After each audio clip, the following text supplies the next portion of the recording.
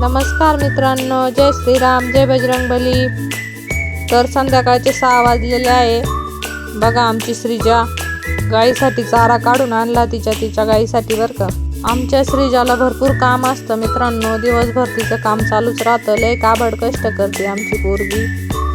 घरामध्ये कोणीच एवढं काम करीत नाही एवढं ती काम करते. तिचे कष्ट बघून कधी कधी मलाच रडायला येते. काम वाढाव करून ठेवण्याचे कष्ट बरं का. आज दुपारी तिनं काय केलं, तिला कुठून काजळाची डब्बी सापडली काय माहिती. तिनं अख्खं तोंडाला परत इकडं तिकडं लावून घेतलं ते काजळ. आणि ते काजळ एकदा लागलं ना अंगाला निघता निघत नाही. तिला मग स्वच्छ आंघोळ घातली. तिची 3री-4थी आंघोळ असन ती. आधी पिठानं भरली तर पाणी खेळली तर काजळ. अशी आहे आमची श्रीजा बरं का. बघा एवढासा जीव आहे आणि एवढी मोठी पेंडी घेऊन चालली बरं का, फक्त तिच्या गाईसाठी.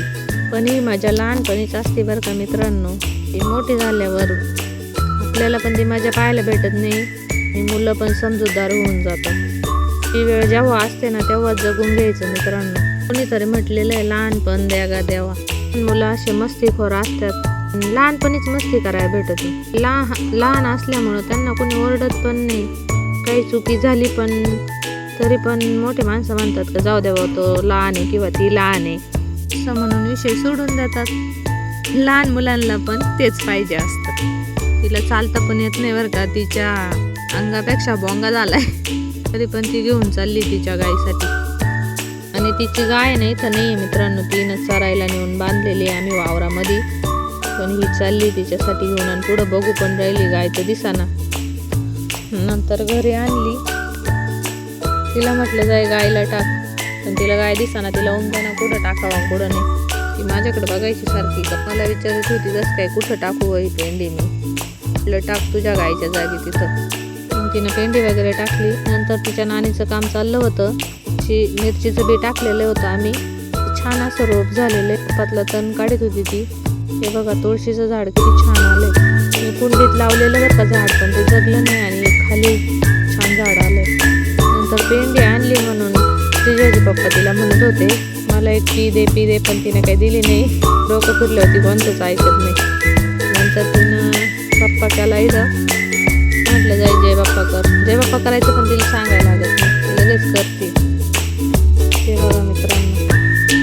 नंतर आम्ही इकडं आलो वावरामध्ये. गायांसाठी चारा टाकलेला आहे बघा. हिरवगार गिन्नी झालेलं आहे. गिन्नीला पण आम्ही थोडी युरिया टाकली तर हिरवगार झालं ते आणि त्याची वाढ पण झाली. गिन्नीला पण युरिया टाकली ना तर म्हणजे ती भरपूर वाढ होती आणि हिरवगार होतं बरं का. त्यानंतर हे बघा समोरचं वावर आहे छोटंसं आपलं. ते थोडंसं नांगरायचं राहूनच गेलं मागं. गायांच्या चारासाठी ठेवलेलं होतं पण आता नांगरायचं आहे. बघा समोर आपल्या शाळा चरात आहे. त्यांना पण आम्ही वावरात बांधून चरायला. त्यावरती ते अजिबात खाती नाही. बघा किती कांग्रेस झाले वावरामध्ये भरपूर सारं. शेळ्या वाट पाहता संध्याकाळच्या टायमाला कधी आम्हाला न्यायला येते. इकडं आनंदी होती. पहिलं म्हटलं चला आनंदी घेऊन येऊ. आनंदीला बांधलेलं आहे.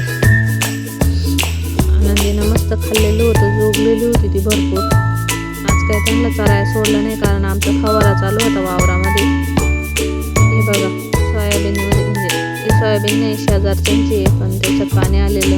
हे बघा मित्रांनो हे कशाचं झाड आहे ओळखा बरं.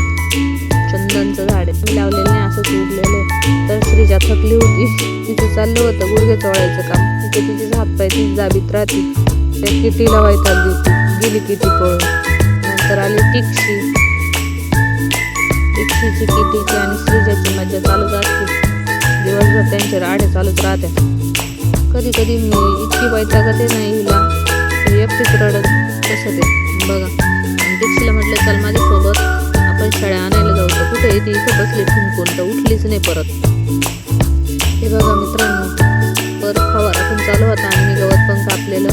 भरपूर स्टॉक करून ठेवला आहे गायांसाठी. आज गायांची मज्जाच मज्जा आहे.